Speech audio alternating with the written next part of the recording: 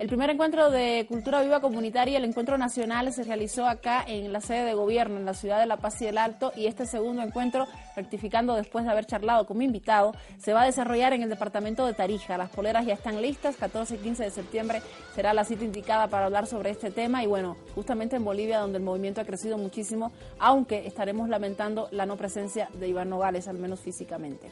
Estoy junto a Mario para darnos detalles sobre este tema y quiero darle las gracias por haberse venido. Bienvenido, Mario. Gracias, Saraí. Efectivamente. Soy una infiltrada del grupo de WhatsApp. Sí, haces parte en el grupo de Cultura Viva Comunitaria. Por ahí me entero. ¿Cómo estás? Bienvenido. Muy bien, muy contentos, preparando el segundo encuentro nacional. Te recuerdo que el primer congreso latinoamericano fue aquí, el año 2013. También fue acá. En La Paz y en el Alto, y claro, Iván fue un protagonista fundamental de esa historia. Y luego el tejido siguió caminando desde el año 2013 hasta que finalmente el año pasado hicimos el primer encuentro nacional aquí, en La Paz y el Alto otra vez. Y ahora vamos al segundo encuentro, una cosa muy linda porque ha movilizado a grupos, a gente en Tarija. En Tarija hace un año teníamos 2 o 3 grupos conectados al tejido y hoy tenemos 11 colectivos en Tarija organizando el encuentro. ¿No? Es el departamento que más ha crecido en términos del movimiento de cultura viva comunitaria. Porque había también en Cochabamba, pero igual nos decía en algún momento que no había podido sostenerse por diferentes elementos, ¿no? De manera más contundente, digamos. Sí, en Cochabamba tenemos un trío de grupos que participan del tejido. El tejido es un movimiento bastante autónomo, ¿no? Y entonces la gente que participa tiene que tener una suerte de vocación de estar dispuesta a generar redes, articulación, colaboración, militancia compartida, reciprocar. Entonces exige un tipo de voluntad. Y entonces no es fácil tejer eso, porque no es que uno convoca un concurso y aquí venga todo el mundo a Cultura Viva Comunitaria, uno va haciéndose partícipe. Y en Tarija, sin duda, eso ha sido muy lindo. En el encuentro el año pasado, que fue, no recuerdo bien ahorita si era octubre o noviembre del año pasado, aquí vinieron 3 colectivos de Tarija, justamente los únicos 3 que hacían parte del tejido de Cultura Viva Comunitaria, y esos 3 colectivos tomaron la decisión, y en Batirenda, Itaú Teatro y Nereta, Movimiento Artístico, de asumirse el segundo encuentro. Y fue también que eso ha movilizado a grupos, a tejido en Tarija. Como digo, hoy hay 11 colectivos en Tarija organizando el encuentro, así que estamos listos para irnos, y como tú decías, ya con las poleras y todo, la gente de Nereta hizo un bellísimo diseño para este encuentro y los ha convertido en unas poleras maravillosas. Qué lindo. Cuando hablamos de Cultura Viva Comunitaria, Mario, ¿a qué nos referimos? Un encuentro nacional, como que estamos acostumbrados a ver encuentros de varios temas, pero no es lo más habitual hablar de Cultura Viva Comunitaria. Todavía suele ser un tema del que, te digo sinceramente, a veces no estamos listos para hablar porque quizás no se conoce desde espacios más alejados, como diga ser los medios de comunicación, cómo funciona un tejido de Cultura Viva Comunitaria. Sí, mira, podríamos remitirnos a nuestra ancestralidad, o sea, nuestras culturas antes de la invasión europea han sido culturas comunitarias, de tejido vivo, de este encuentro entre naturaleza y cultura, ¿no? Esta separación entre humanos y naturaleza. Pero esa larga historia y esa sabiduría ancestral que nos acompaña y está en nuestra sangre, está en nuestros genes, está en nuestra vida, ha tenido una cantidad de experiencias de colectivos culturales, de grupos más de corte autónomo en el continente, especialmente a partir de la década de 1970. Y esa cantidad de movimientos y grupos de teatro, grupos de cine, grupos de música, centros de gestión cultural, centros autónomos, tienen 2 características básicas. Trabajan fundamentalmente en territorios, es decir, les interesa la territorialidad, lo local, el vínculo con el barrio, el vínculo entre cultura y las otras dimensiones de la vida, y trabajan para fortalecer los tejidos comunitarios, el vínculo de la gente en términos de lazos de comunidad, de cuidado colectivo, de pensarse la economía, la salud, la educación. De autogestión. Sí, pero fortaleciendo esta capacidad de gestión de lo público, digamos así, de los bienes comunes desde la comunidad, a partir de la cultura como centro. Se contabiliza aproximadamente que habrá experiencias de este tipo, unas 200.000 en el continente, porque es una de las experiencias que está enraizada en nuestras formas de hacer actividad cultural. Recordemos que en general las actividades culturales, centros como estos, no han tenido por lo general apoyos del Estado. Entonces hay una tradición muy fuerte de autonomía, de autogestión, este trabajo territorial con vecinos. Y por ende también han sido invisibilizadas en cierta medida por los espacios que se encargan de la difusión, ¿no? O las cosas oficiales, digamos. Es más, muchas veces en el discurso oficial cultural lo que se pretende es llevar a los barrios barrios, a la comunidad cultura. Entonces viene toda esta idea de democratizar, pero llevándoles la cultura. Claro. Cuando esos barrios, esas comunidades generan, producen una gran cantidad de experiencias culturales notables, de un valor ancestral y un valor contemporáneo fundamental, que tienen impactos, por ejemplo, en temas de seguridad.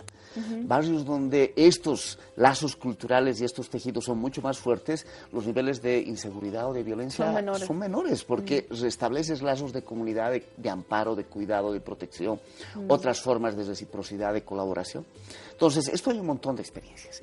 Pero es justamente de cara al año 2013, luego de varias redes, que varios de estos grupos y movimientos deciden juntarse en una articulación continental. Por eso nace el primer Congreso Latinoamericano de Cultura Viva para Comunitaria intercambiar experiencias de gestión y de cómo se realizan. Así es, ¿no? y tejerse, articular y también disputar política pública, ¿no? Porque efectivamente hay una suerte de invisibilización y no se está reconociendo el aporte en la gestión cultural de estas experiencias. Y por tanto, se trabaja para eso, se busca esa articulación y es súper potente. En el primer Congreso Latinoamericano tuvimos aquí 17 países, 1.500 personas, ¿no? Centenares de experiencias compartiendo, intercambiando, tejiéndose.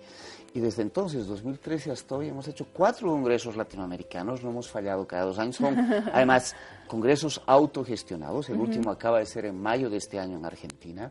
5 municipios hemos recorrido en Argentina, es un congreso caravana fantástico, y lo que va tejiendo es un potente movimiento de articulaciones. Y aquí también lo mismo, hay una capacidad de estos grupos que participan hoy en el tejido cultural Viva Comunitaria de intercambiar, de reciprocar, de apoyarse mutuamente, de entender que el otro grupo no es tu competencia cultural, sino es más bien alguien con quien puedes enriquecer tu trabajo si eres capaz de compartir, de dar tus elementos y recibir de los otros, reciprocar con ellos y tejerte a partir de eso, y también, por tanto, disputar política pública, ¿no? Y también disputar tu manera de entender educación, salud, economía, cuidado. Claro, y de hecho por esa fuerza es que se incluye el acápite de Cultura Viva Comunitaria, desarrollo de proyectos en los diferentes premios, plataformas de premios, en los diferentes proyectos donde se busca que también puedan traer, ya no vamos a llevar, sino dónde están los chicos que representan al movimiento de Cultura Viva Comunitaria, que vengan y nos muestren, porque ya es una suerte de que se invierte de alguna manera el sistema, ¿no? ¿Cuáles son las características de nuestro tejido, Mario? Tú eres especialista en el tema.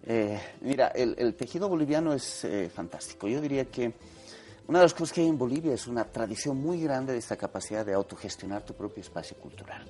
Y eso ha dado a varios grupos una potencia muy grande. O sea, nombrabas a Iván es parte de Trono Compa, que cumple este año 30 años de trabajo sostenido. Eso significa una capacidad de autosostenerte muy fuerte. Yo soy parte de Huaynatambo y nosotros el próximo año en enero estamos cumpliendo 25 años.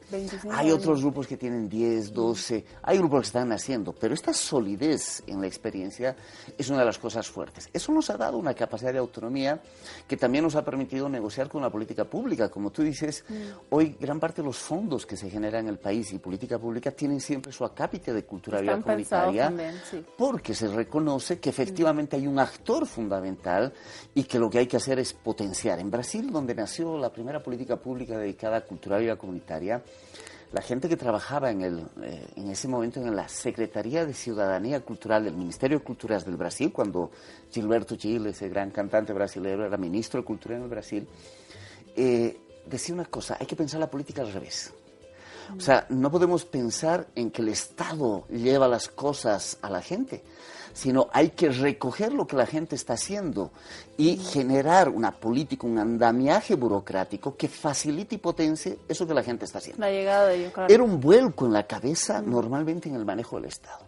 Y esto demostró en el tiempo que era una política acertada, si reconoces lo que está haciendo la sociedad civil, el tejido comunitario, las experiencias de este tipo. Y entonces se ha conseguido espacios en el Foco Arte del municipio de La Paz. Hoy se avanza en el programa de intervenciones urbanas. En los premios Avaroa. ¿no? En el premio Eduardo Avaroa ya hay un capítulo dedicado a cultura viva comunitaria. Eso en Bolivia, pero también lo vemos en el resto del continente. El sexto encuentro iberoamericano de cultura, es decir, de los estados iberoamericanos, que fue el año 2014 en Costa Rica, estuvo dedicado a cultura viva comunitaria. Y ahí salió el programa Ibercultura Viva, ¿no? Que lamentablemente todavía Bolivia no es signatario de ese espacio. Pero fíjate cómo hay un reconocimiento continental. Pero a pesar de eso, el movimiento no pierde su capacidad de autonomía porque sabe que esa es su riqueza. Nosotros siempre decimos, además de estos premios y estos incentivos económicos, que es fundamental en términos de que estamos gestionando recursos que son de la gente, que son recursos públicos, y nosotros hacemos política cultural pública, por tanto estamos administrando esos recursos adecuadamente, no se pierde la potencia del tejido. O sea, solo para darte un dato. En este encuentro, al venir hice así cuentas en la cabeza, y más o menos el 60% de lo que va a significar en términos de recursos económicos para este encuentro nacional que es el 14 y 15 este fin de semana en Tarija, en la localidad de San Andrés, además, el 60% más o menos son recursos propios. Es decir, más o menos el 30% está poniendo cada grupo, cada persona que va pagando su pasaje, apoyando para el tema de la comida. Otra parte lo está poniendo el tejido de cultura viva comunitaria, que es los fondos que hemos construido colectivamente, conjuntamente, y hemos generado nuestros ahorros. Y más o menos el 40% está haciendo aporte, en este caso, del gobierno municipal de Tarija. Pero fíjate, este es un cuidado, la mayoría del aporte es propio. Claro, y eso nos da sostenibilidad, nos da fuerza.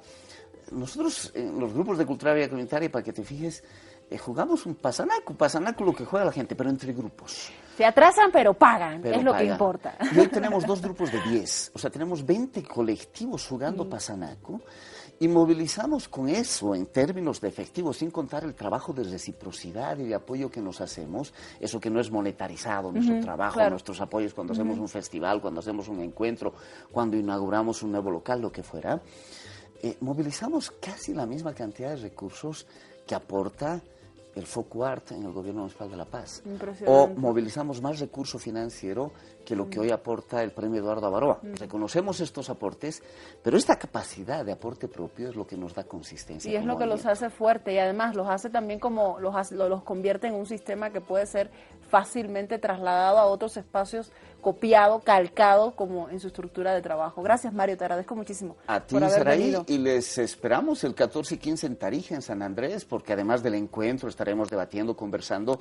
Va a haber la noche del 14 un festival ahí en San Andrés, una localidad hoy muy cerca de Tarija, fácil de trasladarse. Va a haber un festival y el día domingo toda la mañana hay una feria, además de todos los debates y el trabajo en el encuentro. Excelente, lindo encuentro. Gracias Mario, te agradezco, de verdad. Es muy interesante porque más allá de lo que se realiza de manera interna, se convierte, yo decía, en un parámetro para analizar cómo funciona y para darnos cuenta cuánta cultura tenemos cerca, tenemos ahí en nuestro barrio, a la cual a veces tampoco le damos el valor que sin duda alguna lleva. Hacemos una pausa y a la vuelta estaremos conversando sobre investigación, sobre rescate y sobre la presentación finalmente de este libro. Ya regreso.